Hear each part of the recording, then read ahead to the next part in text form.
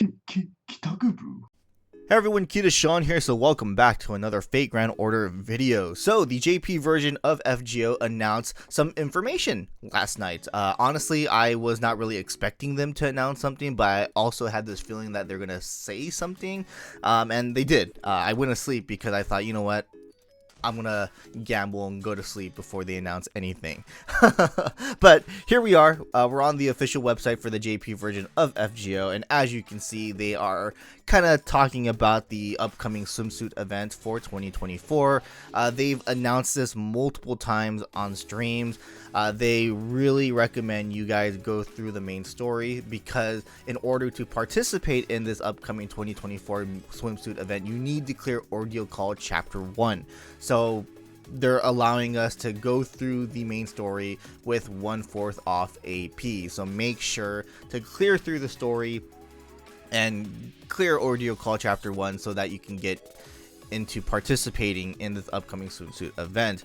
Now, why do we have to clear Ordeal Call Chapter 1 in order to go and play this event? Well, one, they want you to go through the main story, and two, most likely there are going to be parts from that story into this swimsuit event, and maybe some of the servants from that Ordeal Call Chapter 1 are going to get swimsuits. Who knows? We'll just have to wait and see when Anniversary comes along. But that's basically it right there. You'll get Saint Quartz if you clear, so make sure you get all of those. And yeah, that's basically it for that information. The next information is actually really surprising as well. We're actually getting buffs for both Don Quixote and Constantine. Very surprising, because honestly, this is actually out of left field here. Even though, yeah, these two do need buffs, and it's really great that we're getting buffs, and they're really good buffs, by the way.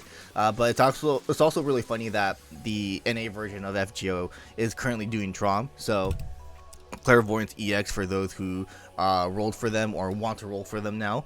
But yeah, Don Quixote, Constantine got buffs, and again, they're really good. So let's go ahead and talk about them a little bit by going to the wiki page. Alright, so we're gonna start off with Don Quixote here. So Don Quixote, originally his third skill had can be only used when own MP gauge is 30% or higher, 500% chance to reduce own MP gauge to 0 demerit, charges party's MP gauge except self, gains critical stars. The MP gauge is 20 to 30, and then the stars are 10 to 20.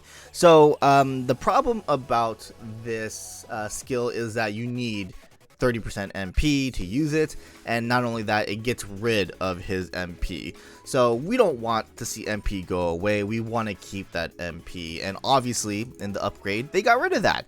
We still have to have 30% MP. I mean, that's been a requirement for a lot of servants nowadays, or have, you know, stars nowadays, because these skills are really strong. So yeah, that makes sense.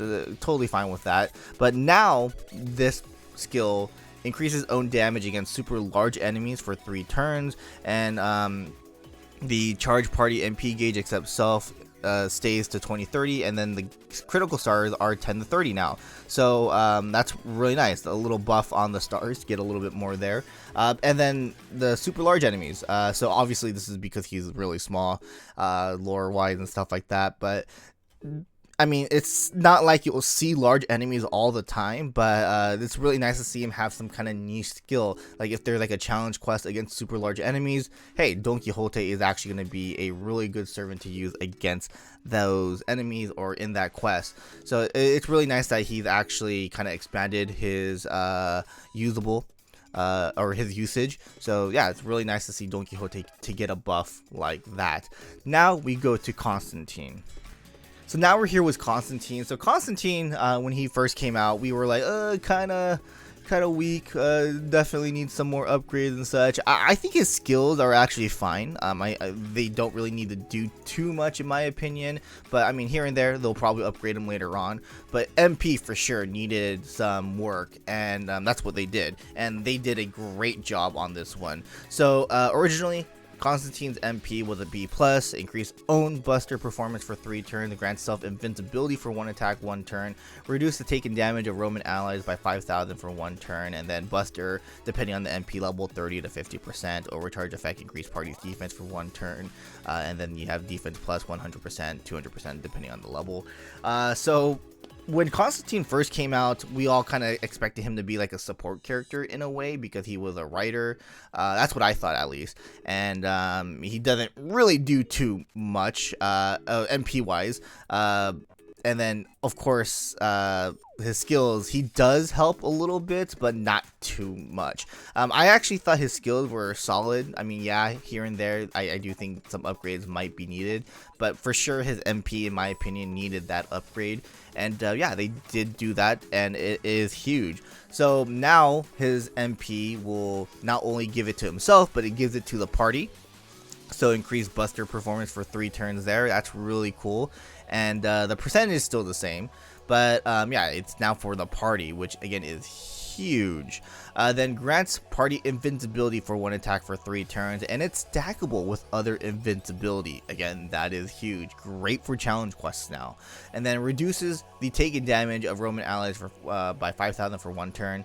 I mean, that doesn't change, but the first 2 change, and again, that's huge. He helps out the party now. He's a supporter now in a way, and that's just great. Again, this is great for challenge quests. You can stack the invincibility, which is again huge. Then the overcharge effect, it increases party's MP damage except for self for 3 turns. So again, that's huge, helping out the party again. And then the MP damage, as you can see, is 20 to 40% depending on the level. And again, that is huge. So yeah, this buff for Constantine is great. You just have to again use his MP first to give all this to the party, and then from there you can just like loop it if possible, and you can just beat these quests no problem. Like you can stall with him for sure. So yeah, this is great. I think these buffs are amazing for the 2 servants, and yeah, again, very surprising that they're getting buffs now, but it's great to see it. So yeah, that's really awesome.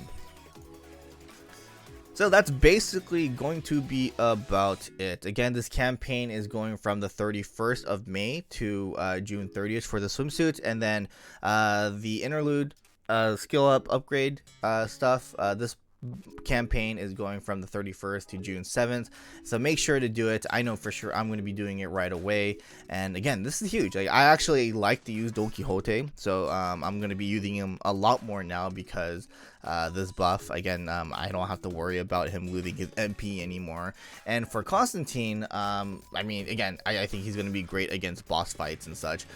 He's going to be a great supporter in that instance. But yeah, that's basically going to be about it. Let me know in the comment section below what you guys think about these buffs, and I will see you guys in the next video. Also, I will be releasing another video regarding the upcoming swimsuit event. I mean, it's the annual top 10 what servants I think are getting swimsuits. So look forward to that. I'll see you guys in the next one. Laters.